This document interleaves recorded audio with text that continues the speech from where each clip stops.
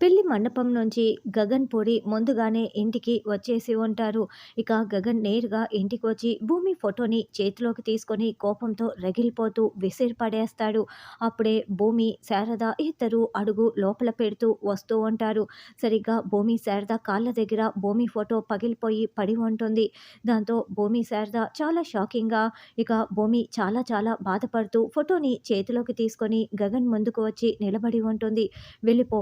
ఈ ఇంటిలో నుంచి నా జీవితంలో నుంచి శాశ్వతంగా నువ్వు వెళ్ళిపో" అని గగన్ చెప్తుంటే భూమి ఏడుస్తూ చూస్తూ ఉంటుంది. "రే గగన్, ఏం మాట్లాడుతున్నావు" అని శారద అంటుంది.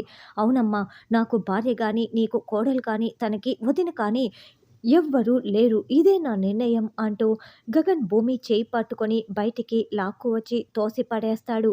భూమి కింద పడిపోతూ ఉంటే సరిగ్గా అప్పుడే శరత్చంద్ర వచ్చి భూమిని కింద పడకుండా పట్టుకుంటాడు. పూరి ఇదంతా మౌనంగా ఏడుస్తూ చూస్తూ ఉంటుంది. శారద మాత్రం "అమ్మా భూమి" అంటూ విలవిలలాడిపోతూ ఉంటుంది. శరత్చంద్ర భూమిని పట్టుకోవటంతో ఇక గగన్ కోపంగా చూస్తూ ఉంటాడు. గగన్ భూమిని గెంటేశాడని తెలుసుకున్న శరత్చంద్ర "వీడి కోసమా? ఇలాంటి వాడి కోసమా నీ కన్న తండ్రిని కూడా వదులుకొని వచ్చావు" అని నిలదీస్తూ ఉంటాడు. దాంతో గగన్ "అమ్మ రా లోపలికి వెళ్దాం" అని శారదని లాక్కు వెళ్తూ ఉంటే "రా భూమి వెళ్దాం" అని శరత్చంద్ర భూమిని లాక్కు వెళ్తూ ఉంటాడు.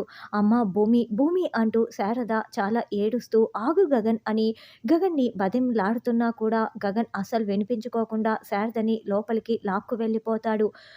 శరత్చంద్ర లాక్కు వెళ్తూ ఉంటే భూమి ఏడుస్తూ గగన్ వైపే తిరిగి తిరిగి చూస్తూ ఉంటుంది. గగన్ ముఖం మీదే డోర్ క్లోజ్ చేసి లోపలికి వెళ్ళిపోవడంతో భూమి ఏడుస్తూ శరత్చంద్రతో వెళ్ళిపోతూ ఉంటుంది.